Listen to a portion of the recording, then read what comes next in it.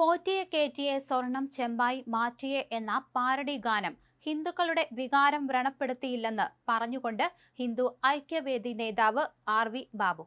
ഈ പാട്ട് വലിയ തോതിൽ ആഘോഷിക്കപ്പെട്ടു. ഈ പാട്ട് ജനങ്ങളെ സ്വാധീനിച്ചു.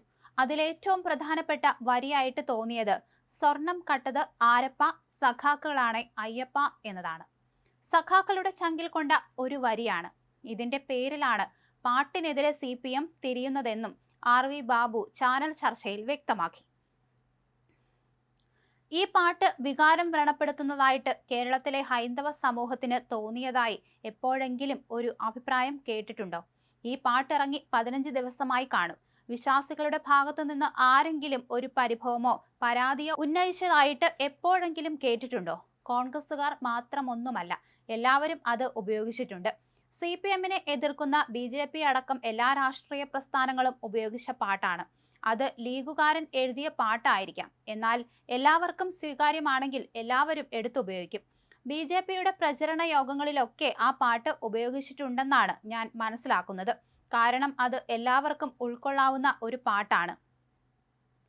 ഈ ഗവൺമെന്റിന്റെ കീഴിൽ ദേവസ്വം ബോർഡും CPM നേതാക്കളും ചേർന്ന് നടത്തിയ ശബരിമല കൊള്ളയെ കൃത്യമായി വരച്ചു കാണിക്കുന്ന ഒരു പാട്ടാണ്. സ്വാഭാവികമായും ആ പാട്ടിന് അതിൻ്റെതായ സ്വീകാര്യതയുണ്ടാകും.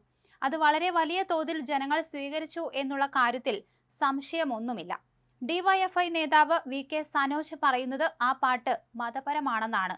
മതപരമായ എന്താണ് ആ പാട്ടിനകത്തുള്ളത്? മതപരമാണെങ്കിൽ അത് ആരെയാണ് വ്രണപ്പെടുത്തുന്നത്? അങ്ങനെ വിശ്വാസത്തെ വ്രണപ്പെടുത്തുന്ന കാര്യത്തിൽ സനോജും CPM-ഉം ഇതുവരെ എടുത്ത നിലപാട് എന്തായിരുന്നു?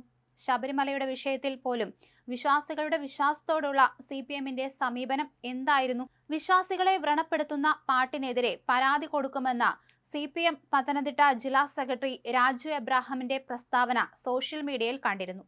അത് വായിച്ചപ്പോൾ ചിരിയാണ് തോന്നിയത്. ശബരിമല യുവതീ പ്രവേശനവുമായി ബന്ധപ്പെട്ട് പിണറായി വിജയൻ അടക്കമുള്ള CPM നേതാക്കന്മാർ വിശ്വാസികളെ പറഞ്ഞ അസഭ്യങ്ങൾക്കും പരിഹാസങ്ങൾക്കും അധിക്ഷേപങ്ങൾക്കും കൈയും കണക്കുമുണ്ടോ? ഏതൊക്കെ തരത്തിലാണ് വിശ്വാസികളെ വ്രണപ്പെടുത്തിയത്? SFI അടങ്ങുന്ന അവരുടെ കാളികൂളി സംഘങ്ങളൊക്കെ ഏതൊക്കെ തരത്തിലാണ് വിശ്വാസികളെ വ്രണപ്പെടുത്തിയത്? ഈ കഴിഞ്ഞ തെരഞ്ഞെടുപ്പിൽ പോലും M സ്വരാജിനെതിരെ ഉന്നയിച്ച ആരോപണമായിരുന്നു അദ്ദേഹത്തിന്റെ പ്രസ്താവന. ശ്രീമതി ടീച്ചറുടെയും പിണറായി വിജയന്റെയും പ്രസ്താവനകളൊക്കെ വിശ്വാസികളെ ഏതൊക്കെ തരത്തിൽ വ്രണപ്പെടുത്തിയതാ? ഹൈന്ദവ സമൂഹം ആരാധിക്കുന്ന സരസ്വതി ദേവി, പാർവതി ദേവി, ലക്ഷ്മി ദേവി എന്നിവരുടെ നഗ്നചിത്രം വരച്ച് ആക്ഷേപിച്ച MF ഹുസൈനെ രവിവർമ്മ പുരസ്കാരം നൽകി ആദരിക്കാൻ ശ്രമിച്ചത് കഴിഞ്ഞ പിണറായി വിജയൻ സർക്കാരിന്റെ കാലത്താണ്. എന്തിനു വേണ്ടിയിട്ടായിരുന്നു? ക്ഷേത്രങ്ങളിലടക്കം നഗ്നചിത്രങ്ങൾ ഒരുപാടുണ്ട്. അതിനോടൊന്നും നമുക്ക് എതിർപ്പില്ല. പക്ഷേ സരസ്വതിയുടെ ചിത്രം നഗ്നമായിട്ട് എവിടെയെങ്കിലും കാണിക്കാമോ? ലക്ഷ്മിയുടെ ചിത്രം നഗ്നമായിട്ട് എവിടെയെങ്കിലും കാണിക്കാമോ?